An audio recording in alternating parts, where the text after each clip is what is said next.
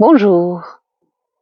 Dans la thématique se régénérer, la vidéo du jour concerne les rituels que l'on met en place pour se mettre de bonne humeur dès le matin. En tout cas, ça correspond à une question qui m'a été posée. Quels sont les rituels que je peux mettre chaque jour pour me sentir mieux dans ma peau? Eh bien, je vous réponds ici. Juste, je témoigne de ce que j'ai mis moi-même en place. Parce qu'il y a quelques années, je dois dire qu'au niveau de ma vie, c'était très bof. Et j'étais sous antidépresseurs. Je me levais le matin en me disant mais quand est-ce que finira cette journée parce que c'est vraiment pas top. Je ne me sens pas bien, etc. Enfin, je ne rentre pas dans les détails. C'est pas ça l'important. L'important c'est qu'est-ce qui fait que on puisse vivre instant après instant mieux dans sa peau.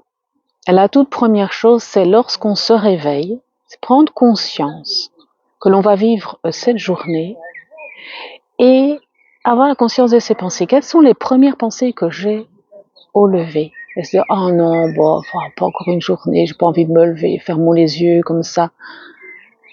Quelque part, on vit comme un déni du jour qui se lève. On reste plus longtemps au lit et là-dessus, ça rumine davantage et lorsqu'on se lève, c'est vraiment pas top. Ou bien est-ce qu'on se dit, ok, je suis réveillée, je suis en vie, merci pour cela. Et je me lève en faisant attention à mettre d'abord le pied droit au sol. Pourquoi? L'expression.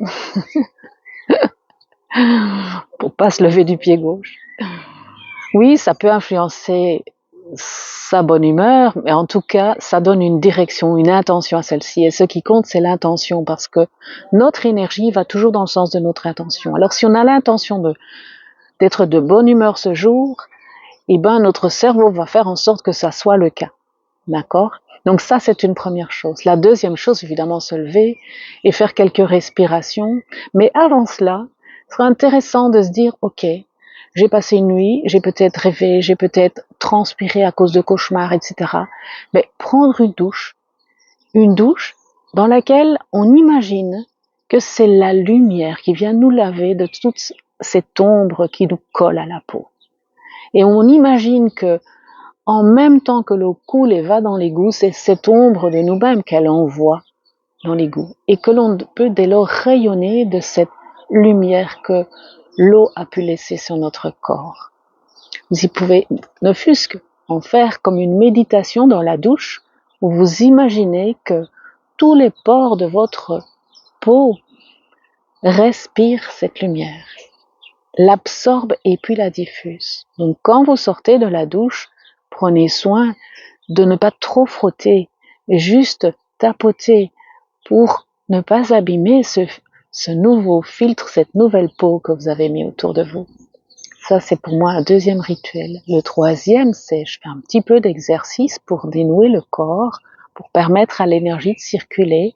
Et si l'énergie circule mieux, forcément, j'aurai moins de douleur, moins de tension, et ça me permettra de ne pas être tracassée parce que j'ai mal par-ci, j'ai mal par-là, j'ai une tension par-ci, j'ai eu du stress dans mon corps par rapport à ça. Oui, c'est vrai, parce que plein de choses pendant la journée vont faire que je vais vivre du stress et oui, je vais vivre des tensions.